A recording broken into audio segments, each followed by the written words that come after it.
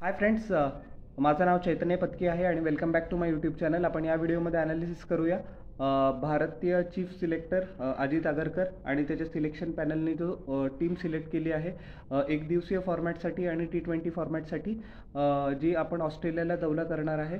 19 ऑक्टोबरपासून हा दौरा सुरू होतो आहे. 3 एक दिवसीय आणि 5 T20 आपण या दौऱ्यामध्ये खेळणार आहे. So total 8 white ball matches आपण खेळूया. फर्स्ट ऑफ ऑल आपण ODI स्क्वॉडचं ॲनालिसिस करूया. सगळ्यात मोठी खबर की रोहित शर्माला हटवण्यात आलं आहे कर्णधारपदी. अजित आगरकरनी याचं खूप चांगलं रिझनिंग दिलं, काय दिलं, कसं दिलं, कसा तो कॉल त्याच्यासोबत कम्युनिकेट केला गेला हे तुम्ही या व्हिडिओमध्ये नक्की बघा. आपण फक्त डिटेल्ड ॲनालिसिस करूया ODI आणि T20 स्क्वॉडचं. सो शुभमन गिलला कॅप्टन केलेलं आहे.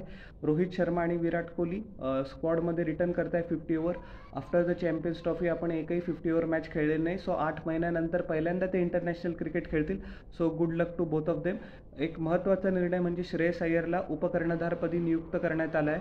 हा पण एक खूप चांगला डिसिजन आहे. तुम्हाला आठवत असेल की चॅम्पियन्स ट्रॉफीमध्ये श्रेयस अय्यरनी एकदम लाजवाब परफॉर्मन्स दिला. ज्यावेळेला टीमला गरज होती त्यावेळी त्यांनी हात वरती केला. आणि T20मध्ये पण IPL म्हणा किंवा विजय हजारे चषक म्हणा किंवा सय्यद मुश्ताक अली चषक पण म्हणा, मुंबईसाठी कन्सिस्टंटली 2 वर्षापासून व्हाईट बॉलमध्ये श्रेयस अय्यर त्याचे परफॉर्मन्सेस देतोय. मुंबईसाठी पण, त्याच्या IPL फ्रँचाईजसाठी पण आणि भारतासाठी पण. सो भविष्यावर जर समजा तुम्ही एक डोळा ठेवला, so this is a very good decision by the chief selectors. अक्षर पटेल आणि वॉशिंग्टन सुंदर हे 2 ऑलराऊंडर्स असणार आहे. आता तुम्हाला थोडंसं इन बिटवीन द लाईन्स तुम्हाला काही रीड करायचं आहे. रवींद्र जडेजाचं सिलेक्शन झालेलं नाही आहे, which comes as a surprise, आणि त्याच्याऐवजी वॉशिंग्टन सुंदरला स्थान देण्यात आलेलं आहे. जर्नलिस्टनी लगेच याला क्वेश्चन केलं अजित आगरकरला की Ravindra Jadeja in the larger scheme of things 2027च्या वर्ल्ड कपपर्यंत आहे की नाही. बट त्यांनी सांगितलं की जड्डू नक्की स्कीम ऑफ थिंग्समध्ये आहे. एक्सप्लेनेशन अजित आगरकरने असं दिलेलं आहे की कुलदीप यादव, वॉशिंग्टन सुंदर आणि अक्षर पटेल आता 3पैकी 2च स्पिनर खेळतील.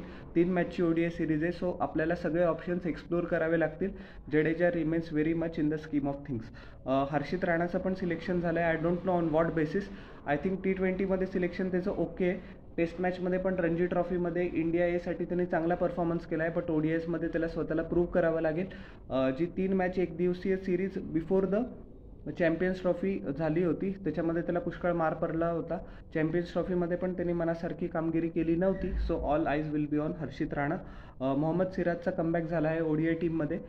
जसं की रोहित शर्माने त्याला चॅम्पियन्स ट्रॉफी अगोदर क्लिअरली कम्युनिकेट केलं होतं की आपण या पिचेसवर 3 स्पिनर्स प्लेइंग 11मध्ये खेळूया. सो तुझी काही गरज नसणार आहे, but you will be part of the larger scheme of things. आणि जसप्रीत बुमराह वर्कलोड मॅनेजमेंटसाठी ODI ही खेळणार नाही आहे.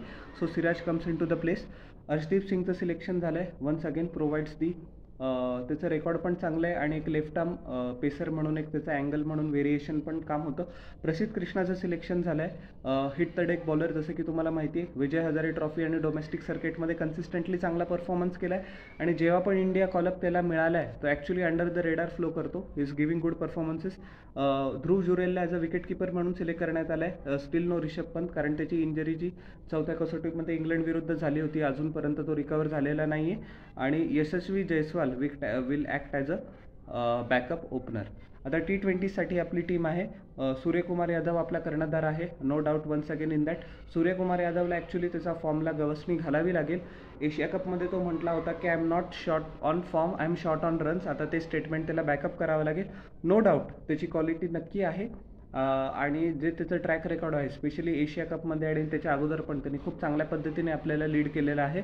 Abhishek Sharma, no doubt his movement of arrival was in the Asia cup आणि continuation of the performances is expected from him.